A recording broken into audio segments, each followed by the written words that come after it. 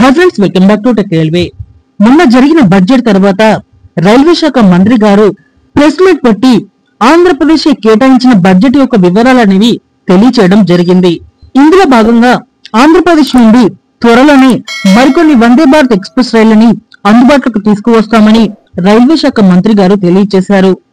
ఆంధ్రప్రదేశ్ రాష్ట్రం నుండి వందే భారత్ ఎక్స్ప్రెస్ రైళ్లు ఏ రూట్ లో పరుగులు పెడితే బాగుంటాయి, అసలు ఏ రూట్ లో ఈ రైళ్లను ప్రారంభించే అవకాశం అనేది ఉంది, ఒకసారి ఈ వివరాలకు వెళ్దాం. ఆంధ్రప్రదేశ్ లో ప్రజలు ఎప్పటి నుంచో కోరుకుంటున్న వందే భారత్ ఎక్స్ప్రెస్ వచ్చేసి విజయవాడని బెంగళూరుని కలుపుతూ ఒక వందే భారత్ ఎక్స్ప్రెస్ ట్రైన్ ఏర్పాటు చేయాలని ప్రజలు ఎప్పటి నుంచో కోరుకుంటున్నారు. విజయవాడ నుండి శేషాద్రి అలాగే కొండవీడుతో సహా ఇప్పటికే విజయవాడ మీదుగా బెంగళూరుకి చాలా రైళ్లు అనేవి అందుబాటులో ఉన్నాయి. కానీ విజయవాడ నుండి స్టార్ట్ అయ్యే రైళ్లు అనేవి ఇక్కడ అందుబాటులో లేవు.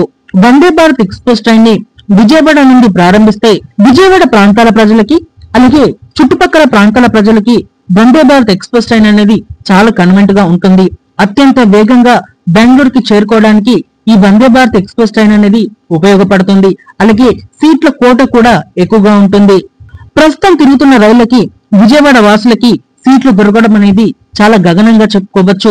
ఈ రైళ్లు పైనే ఫుల్ అయి రావడంతో ప్రయాణికులు తీవ్రంగా ఇబ్బందులు అనేవి ఎదుర్కొంటున్నారు.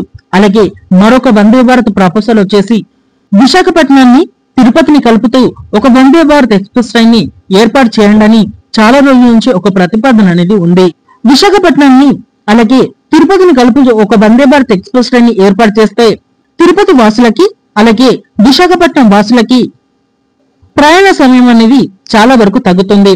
అలాగే శ్రీవారి దర్శనానికి వెళ్లే భక్తులకి కూడా వందే భారత్ ఎక్స్ప్రెస్ ట్రైన్ అనేది చాలా కన్వెంట్ గా ఉంటుందని ఆంధ్రప్రదేశ్ వాసులు కోరుకుంటున్నారు. ఈ రెండు ప్రాంతాల మధ్యలో వందే భారత్ ఎక్స్ప్రెస్ ట్రైన్ ని ప్రారంభిస్తే అత్యంత వేగవంతమైన ప్రయాణం అనేది ఏర్పడుతుంది.